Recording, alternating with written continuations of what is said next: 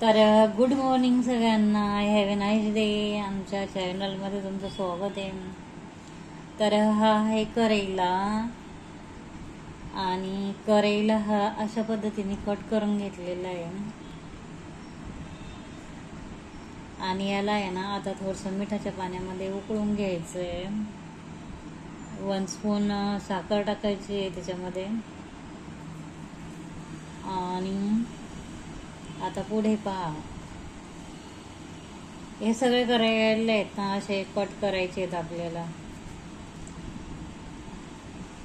आणि ह्याच्या आहेत ना ब्या वगैरे सगळं काढलेलं आहे. ह्याच्या आतमध्ये ब्या असतात.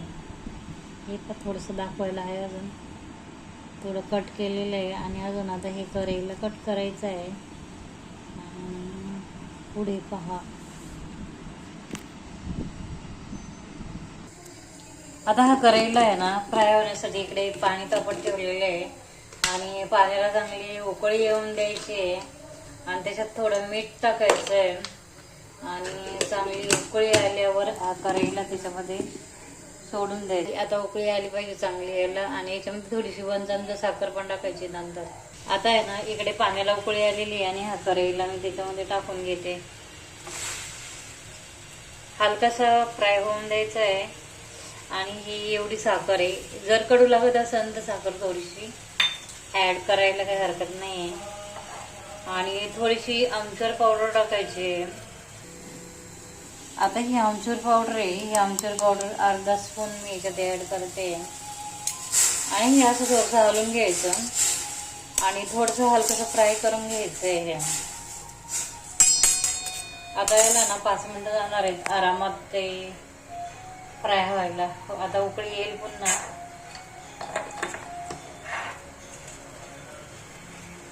थोडंसं उकळून द्यायचं आहे.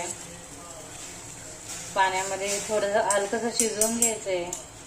थोडक्यात फ्रेंच फ्राईज कसं हलकंसं शिजवून घेतोय. आणि नंतर मग याला मीठ मिरची आणि थोडंसं बेसन पीठ लावून फ्राय करायचे आहेत आपल्याला. तर पुढे पहा, आता थोडंसं बघा कलर पण चेंज व्हायला लागलेला आहे याचा. आणि हे थोडं शिजलेलं आहे.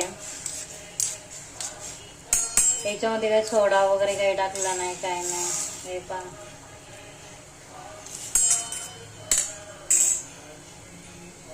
तर पुढे पहा आता. आणि आता इकडे ना पॅन कढई तापायला ठेवलेली आहे. आणि हे गरम पाण्यामध्ये उकळलेलं आहे ना, हे असं चाळणीमध्ये नितळून दिलेलं आहे. स्वच्छ पुन्हा धुवून घेतलेलं आहे. आणि आता आहे ना एकदम हलकीशी ट्रीट आहे ती आपण करायची आहे.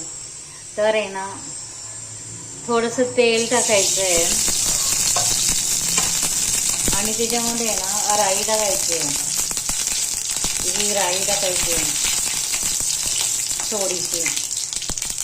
थोडीशी हळदी पावडर टाकायची आहे. एकदम थोडी हळद पावडर टाकली, बघू शकता. मोहरी एकदम तडतडून दिली आहे. आणि आता आहे ना हे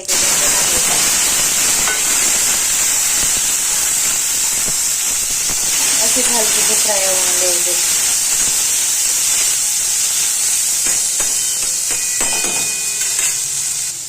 थोडीशी हलकीशी चिली पावडर टाकलेली आहे.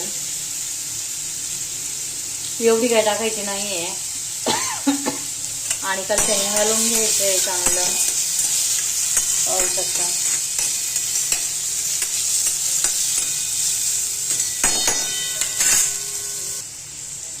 आणि थोडंसं नमक टाकायचंय. पहिलं आपण शिजताना टाकलेलं होतं नमक. मग आता थोडंसं मीठ टाकायचंय. आधी टाकलेलं आहे ना थोडंसं, तर मग आता थोडंसंच टाकायचंय. आणि असे थोडेसे हलके फ्राय होऊन द्यायचे तेलामध्ये. आणि आपण हे आहे ना चपाती बरोबर किंवा ज्वारीची भाकरी याच्याबरोबर पण आपण खाऊ शकतो. असा हा करेला आहे. थोडासा कडक होऊन द्यायचा आहे. आता थोडा गॅस वाढवलाय. आणि आता आहे ना त्याच्यामध्ये थोडासा आमच्याकडे आहे ना लोणच्याचा स्वाद असतो आमच्याकडे. हा लोणच्याचा आम्ही डेली काढून ठेवतो लोणच्याला. आता आहे ना अर्धा चमचा थोडासा घालायचा, जेणेकरून कारलं कडू होणार नाही. थोडंसं टाकायचं आहे, मग कडू नाही होत.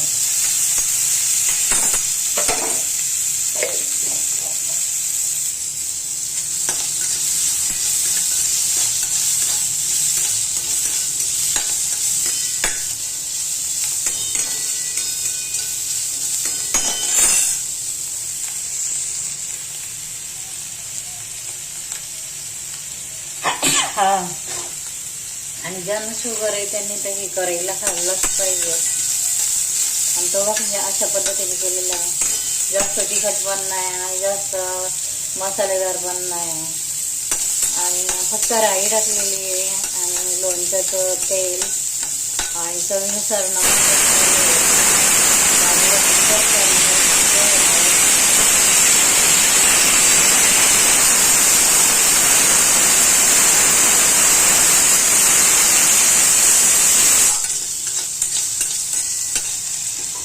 चांगलं फ्राय होऊन द्यायचं, थोडंसं कडक झालं पाहिजे.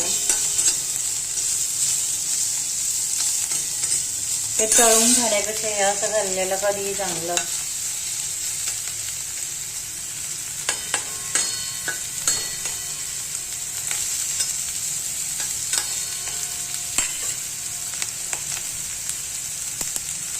करेला फ्राय